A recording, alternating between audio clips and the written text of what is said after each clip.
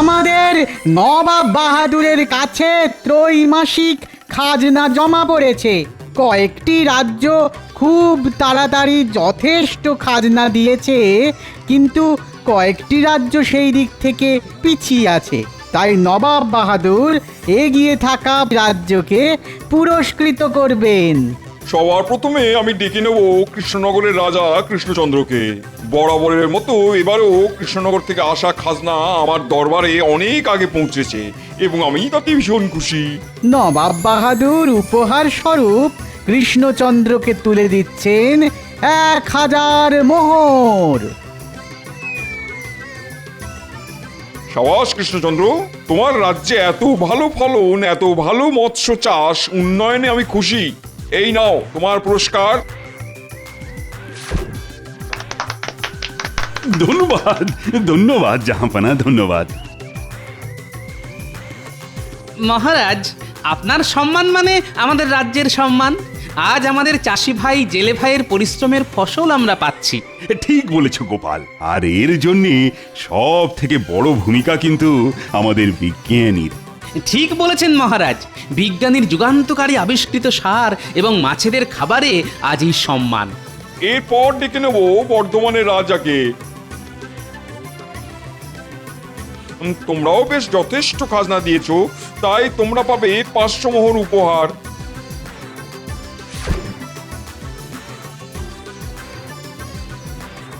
এরপর ডেকে নেব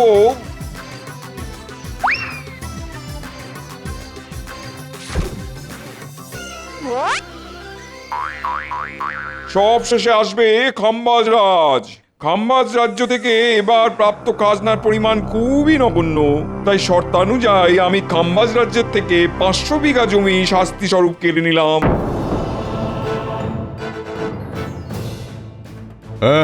এ কি করছেন জাহাপানা? এরকম ভাবে আমার রাজ্যকে সকলের সামনে অপমানিত করবেন না। চুপ করো, শর্ত যা ছিল তাই করেছি। সারা বছরে তোমার রাজ্যে মাত্র 5 মণ ধান হয়েছে। চি চি চি চি চি চি চি চি চি।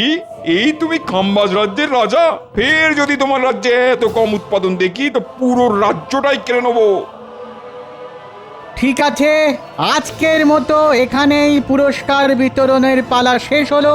আপনারা সবাই আসুন।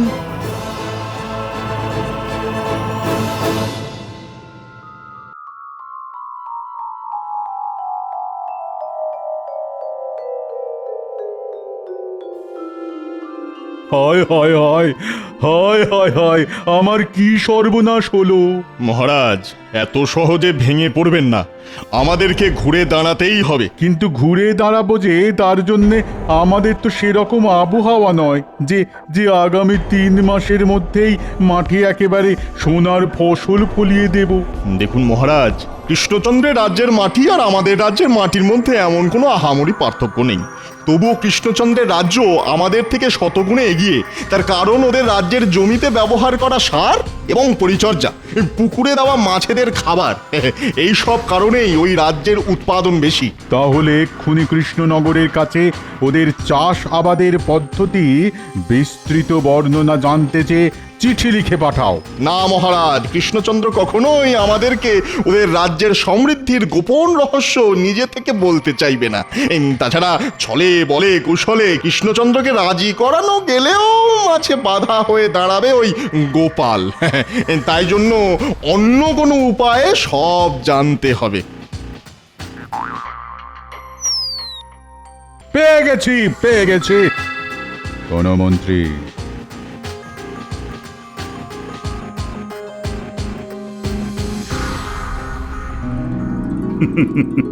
আমাদের রাজ্যে এখন বেশ খুশির সময়। যেদিকেই তাকাচ্ছি সেদিকেই সবুজ, ক্ষেত ভরা ধান, পুকুরে কিচকিচ করছে মাছ। তারপর গতকাল বাংলার নবাবের কাছ থেকে সব থেকে বেশি খাজনা দেওয়ার জন্য পুরস্কারও পেয়েছি। সবই মহারাজ আপনার আশীর্বাদে। আপনার মতন প্রজাবৎসল রাজা না থাকলে আমাদের রাজ্যে এরকম উন্নতিই হতো না। গোপাল, তুমি তোমার তেল দেওয়াটা বন্ধ করো। হাটে তেলের দাম কিন্তু এখনো কমেনি। এই তোমরা একে অপরের পেছনে লাগাটা বন্ধ করো তো। আমি তোমাদেরকে একটা সুখবর শোনাতে চলেছি। তোমরা প্রত্যেকে নিজেদের কাজ সুষ্ঠুভাবে করো, তাহলে এর পরের বছরেও আমরা যথেষ্ট খাজনা জমা করতে পারবো। সবই তো হলো মহারাজ, এই আনন্দে যদি একটু পেট পুজোর ব্যবস্থা হতো তাহলে মন্দ হতো না। জানি জানি তুমি এরকমই একটা বায়না করবে, আর সেটা আমি আগে থেকেই বুঝতে পেরেছি, আর তাই আগে থেকেই পেট পুজোরও বন্দোবস্ত করে রেখেছি। উমা, খাবার কি শুধু গোপালের জন্যই? আমরা সবাই ব্রাত্য।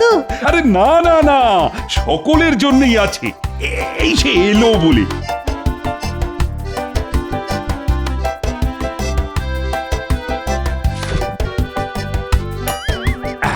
তোমাদের সকলের জন্য 1 হাঁড়ি করে দই আর 1 হাঁড়ি করে রসগোল্লার ব্যবস্থা করেছি, তাও আবার ভোলা ময়রার দোকানের।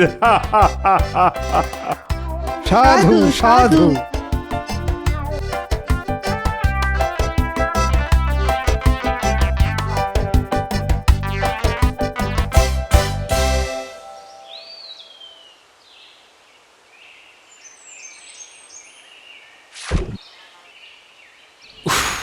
বাবা কি গরম!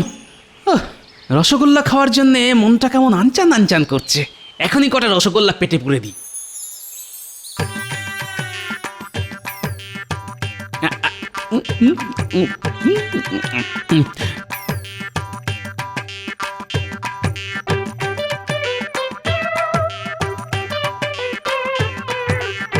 এটা কি রে? এর আগে তো আমাদের রাজ্যে কোনোদিন দেখিনি। কি জানি বাবা, কারো আত্মীয় হবে হয়তো। না, অনেক বেলা হলো, এবার বাড়ি ফিরি, নইলে আবার গিন্নি রাগারাগি শুরু করে দেবে।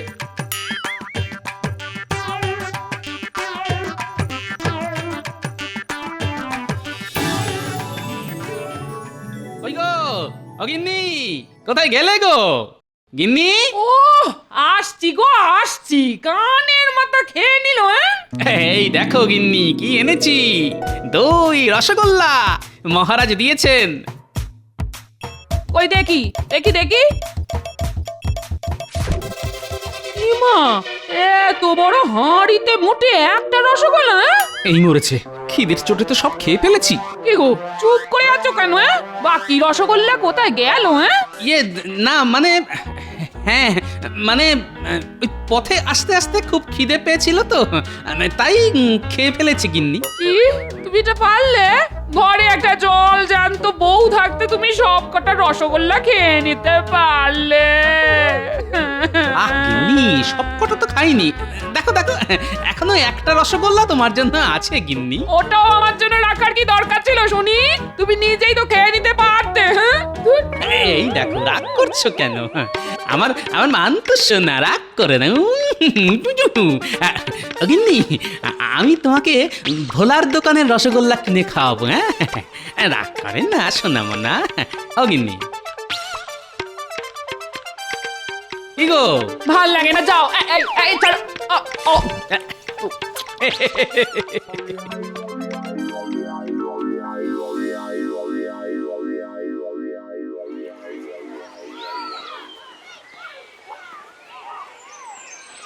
ওরে বাপরে, হ্যাঁ এত বড় হাট! আমাদের মহারাজের এসব দেখলে তো একেবারে চোখ ছানা বড়া হয়ে যাবে। আগে আগে সব কিছুর দামটা একবার যাচাই করে নিতে হবে। হ্যাঁ ভাই, ও ভাই, চাল কত করে ভাই? কোন চাল নেবেন বলুন? জয়া রত্না 1 টাকা কেজি, আর বাঁশকাঠি 1.5 টাকা, আর দেরাদুন গোবিন্দভোগ 2 টাকা করে কেজি। ওরে বাবা, এত সস্তা! হ্যাঁ, আমাদের ওখানে তো ওই গোবিন্দভোগ চালই 4 টাকা কেজি।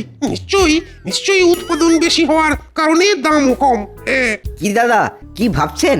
কি চাল দেবো বলুন বলুন? না দাদা, আজ থাক, পরে একদিন আসবো।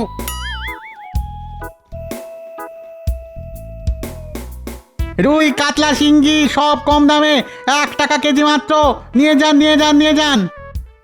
ওরে বাবা, মাছও দেখছি জলের দরে বিক্রি হচ্ছে।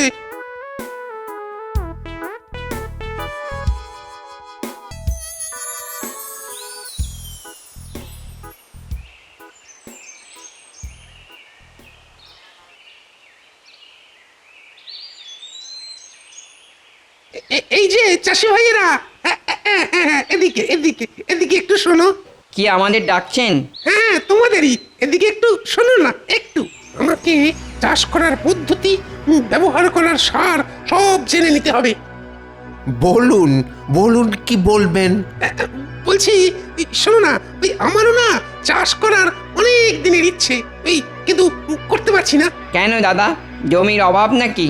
না না, জমি আমার অনেক আছে, অনেক জমি। আমার শ্বশুর তো জমিদার, আর শ্বশুরের একমাত্র মেয়েকে আমি বিয়ে করেছি। তাহলে চাষ করুন, কে বারণ করেছে? ওখানেই তো মুশকিল ভাই, কি চাষ করব, কখন চাষ করব, সেটাই ঠিক মতো বুঝি না। তোমরা যদি একটু আমাকে বুঝিয়ে বলতে তাহলে খুব ভালো হতো। হা হা হা হা হা। এই ব্যাপার, চাষ খুব একটা কঠিন ব্যাপার না, তবে পরিচর্যাটাই আসল ব্যাপার। আমরা তো মোটামুটি 3 রকম ধান ফলাই, আউশ, আমন আর বোরো। আর শীতকালে রবি শস্য, গাজর, ফুলকপি, শাকসবজিও চাষ করি। বাহ বাহ, তোমরা কত কিছু জানো।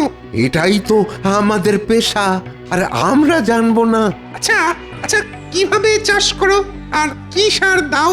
ধান চাষের ক্ষেত্রে প্রথমে তো বীজ ধান বুনতে হয়, তারপর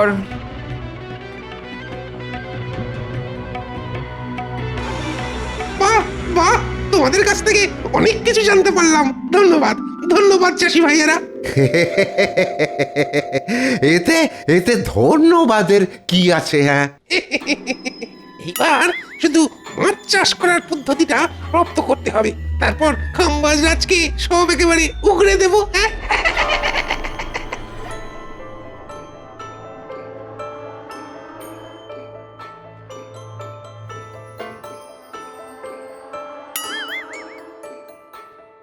এই টেকো ব্যাটা কি রে, মাঝে মাঝে রাস্তায় দেখি। যে হোক বাবা, আমায় এখন বাজার নিয়ে বাড়ি ফিরতে হবে, নইলে আবার গিন্নি অশান্তি শুরু করে দেবে।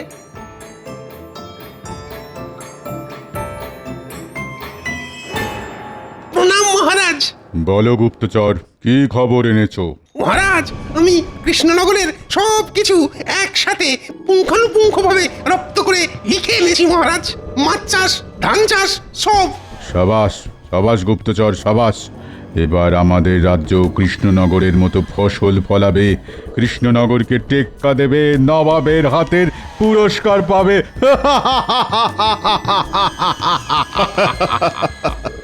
মহারাজ, চাষি ভাইদের সাথে আমি বেশ ভালো মতন বন্ধুত্ব করেছি। এরপর ওদের কাছ থেকে শীতকালের রবি শস্য চাষের পদ্ধতিও জেনে ফেলবো মহারাজ। সাবাস গুপ্তচর, তুমি এই টুলির মতো একেবারে কৃষ্ণনগরে সেঁটে যাও। যখন যা তথ্য পাবে তৎক্ষণাৎ আমাকে জানাবে। অবশ্যই মহারাজ, অবশ্যই, নিশ্চয়ই জানাবো। আচ্ছা ঠিক আছে, এখন এসো। আমার বকশিসটা মহারাজ। মন্ত্রী, গুপ্তচরকে 100 মোহর বকশিস দিয়ে দাও। যথাজ্ঞা মহারাজ।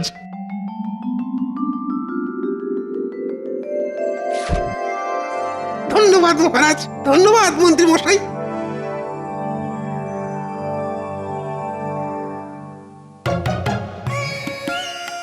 আমাদের নবাব বাহাদুরের কাছে ত্রৈমাসিক খাজনা জমা পড়েছে।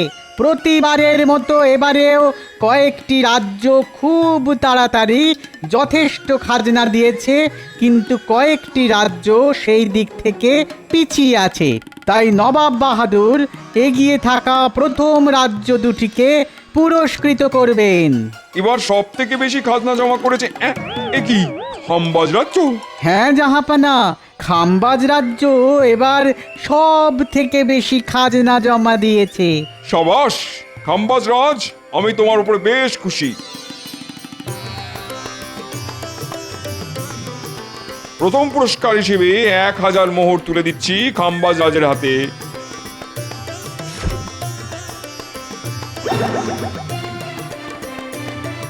দ্বিতীয় পুরস্কার পাচ্ছে কৃষ্ণনগরের রাজা কৃষ্ণচন্দ্র। ছি ছি কৃষ্ণচন্দ্র, আমি তোমার কাছে এটা আশা করিনি। তুমি বরাবর সব থেকে বেশি খাজনা দাও, এবার কি করে খাম্বাজ রাজ্য তোমার রাজ্যের থেকে বেশি শস্য উৎপাদন করলো? হ্যাঁ, সেটা তো আমিও বুঝতে পারছি না।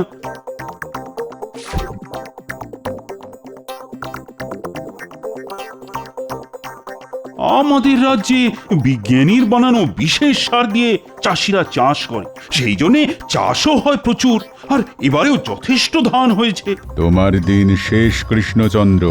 এবার থেকে আমার রাজ্যে সব থেকে বেশি চাষ হবে।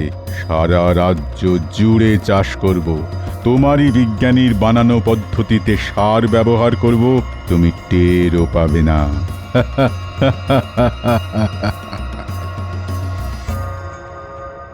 মহারাজ, আমাদের অতি সত্বর একটা ব্যবস্থা নিতে হবে, নইলে কিন্তু খুব মুশকিল হয়ে যাবে। আচ্ছা গোপাল, খাম্বাজ রাজের একটা কথা খেয়াল করলে? কোন কথা মহারাজ? ওই যে আমাদেরই বিজ্ঞানীর বানানো পদ্ধতিতে সার বানাবে আর আমাদের থেকেও বেশি চাষ করবে, কিন্তু খাম্বাজ রাজ সেটা জানবে কি করে? গুপ্তচর মারফতও জানতে পারে। হ্যাঁ, ঠিক ঠিক বলেছ গোপাল। বিজ্ঞানী কখনো সার প্রস্তুতির কথা কাউকে বলে দেবে না, ওরা নিশ্চয়ই কোনো চাষির কাছ থেকে জেনেছে। এবার কোন চাষি কাকে কি বলেছে এত বড় রাজ্যে সেটা বোঝাও মুশকিল। গোপাল, তুমি এক কাজ করো, কোনো সন্দেহভাজন কাউকে দেখলেই তাকে যাচাই করো। যথা আজ্ঞা মহারাজ।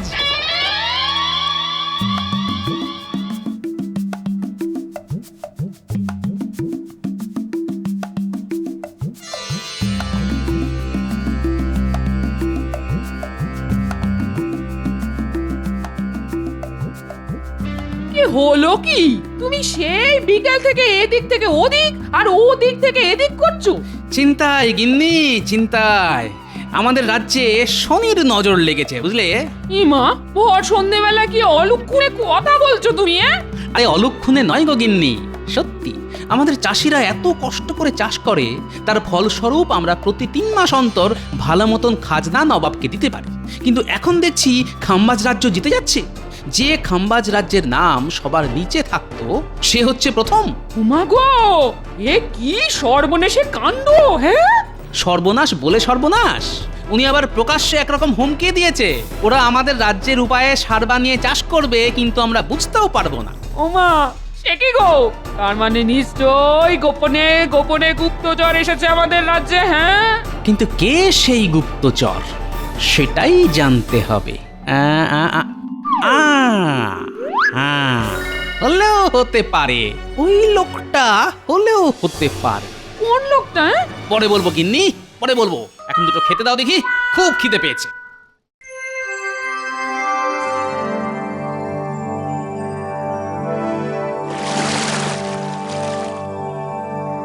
বাহ, এই পুকুরটাতে তো অনেক মাছ। দাদা, কিসের চার দিয়েছেন মাছ ধরার জন্যে? এই তো ওই শুধু কেঁচো দিয়েই দাদা।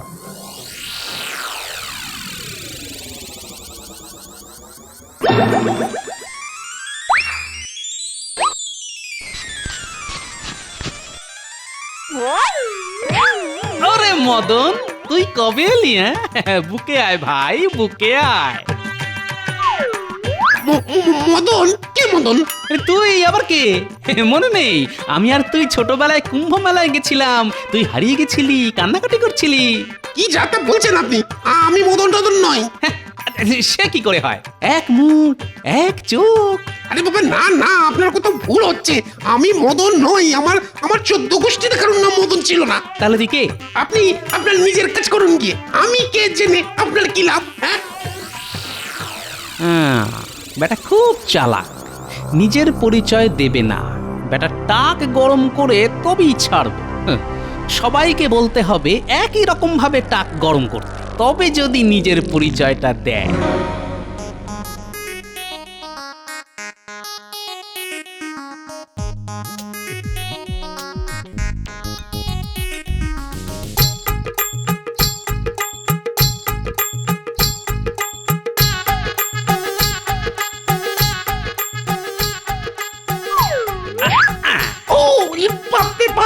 আরে মদনা, জানিস আজকে তোর মতন আরেকটা লোককে দেখলাম। টাক একবারে গরম হয়ে গেল যে। বাবা, কি দাদা, তখন থেকে মারছেন কেন বলেন তো? আমি মদন নই। আরে দূর দূর, কিছু মনে করো না ভাই, আমি ভাবলাম মদন।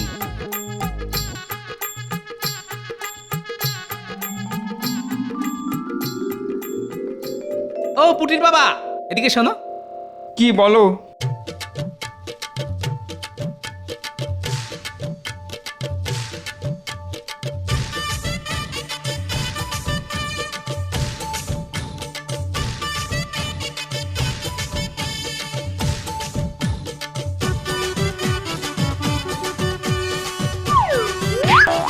ওরে মদন রে, কতদিন পরে তোকে দেখলাম রে।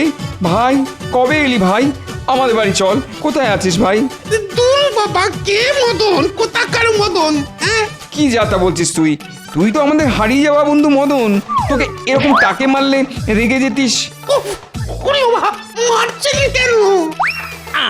এই মদন, বল না ভাই, তুই কবে এলি? তুই না বললে আবার টাক গরম করবো। উফ, এই তো আচ্ছা মুশকিল। হ্যাঁ, তুই বলবি নাকি? বলছি বলছি বলছি আমাকে আমাকে খাম্বাজ রাজা পাঠিয়েছে কৃষ্ণনগরের ওই চাষাবাদ সবকিছু পুঙ্খানুপুঙ্খ জেনে ওনাকে বলতে। তাহলে আমাদের রাজ্যেও ভালো ফলন হবে আর কি। ও, এই ব্যাপার। তুই এই সব কিছু লিখে দিবি আর নবাবের সামনে গিয়েও বলবি, নইলে মেরে তোর টাক একেবারে গরম করে দেবো। আচ্ছা, ঠিক আছে ঠিক আছে। কি কাম্বাজরাজ, তুমি তার মানে এই উপায়ে কৃষ্ণনগরকে হারিয়েছো? ছি ছি ছি ছি ছি ছি ছি। না ইয়ে মানে ওসব মানে শুনবো না। আজ থেকে তোমার রাজ্যের 1000 বিঘা জমি আমি কৃষ্ণনগরের নামে করে দিলাম। ফের যদি এরকম নকল করতে দেখি, তোমার পুরো রাজ্যটাই ওদের দিয়ে দেবো। ক্ষমা করুন জাহাপানা, জাহাপানা ক্ষমা করুন, ভুল হয়ে গেছে। আমরা তাহলে এখন আসি। হ্যাঁ এসো। চলি হে টেকো মদন। ওরে ওরে, আমি মদন নই। সাবাস গোপাল, সাবাস। ওহ, তোমার বিচক্ষণতার জন্যে আবার আমাদের রাজ্য বেঁচে গেল। তোমায় যে কি বলে ধন্যবাদ জানাবো জানি না গোপাল। ধন্যবাদ জানাতে হবে না মহারাজ, শুধু 2 হাঁড়ি রসগোল্লা পেলেই হবে। 1 হাঁড়ি আমি খাবো আর 1 হাঁড়ি আমার গিন্নি।